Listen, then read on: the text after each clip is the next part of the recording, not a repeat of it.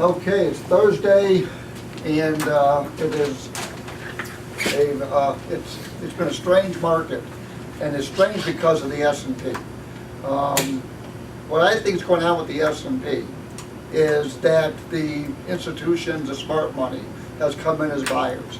I have 84.5 as an important S&P level, and I think that as long as trade is beneath that, the chance of a break back down towards 68.25, and then below 68.25, it's over. I mean, you just get a massive sell-off. Well, I have a sliver of support at 77.25, and compared to the 84.5 and the 68.25, the 77.25 is kind of a minor number, but yet it's holding.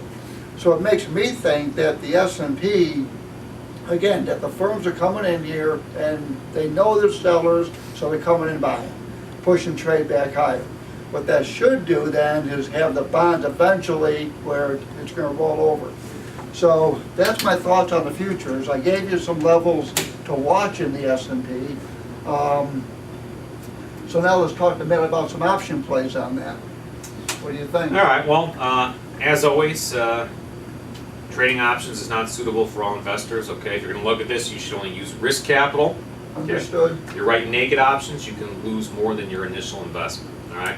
That being said, looking at the bonds right now, I don't know if you want to come in here and sell call premium. There's a lot of wild cards coming out of Europe right now. Everybody's watching Spain very closely, et cetera, et cetera. So there is potential in the bonds for more upside should some bad news come out of Europe. Okay. That being said, I agree with what you're saying on the S&P. It kind of seems to me like some of the larger players are accumulating stocks here because they have not been able to break this thing. And if this thing starts to rally again, I think you see the bonds roll over. So one way you could play it, if you think the bonds are going to roll over, this is a limited risk play.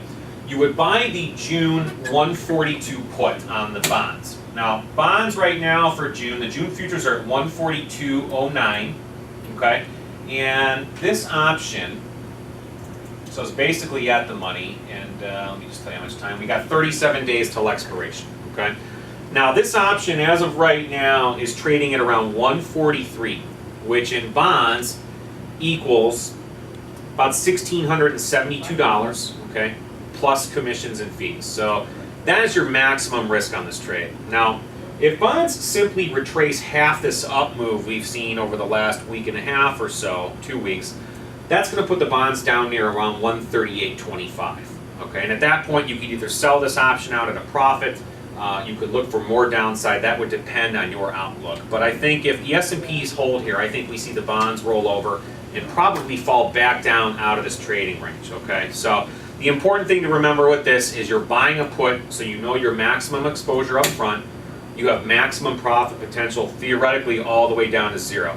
On the flip side, if the bonds continue to trade above this, your pivotal here, Jack, around 142.07, there's a good chance we're going to get another push higher. So if we can't break this level here very shortly, I would then look to exit this option, win, lose, or draw, and save your capital for another play. Okay. All right. Sounds good. Thanks. All right. Thanks.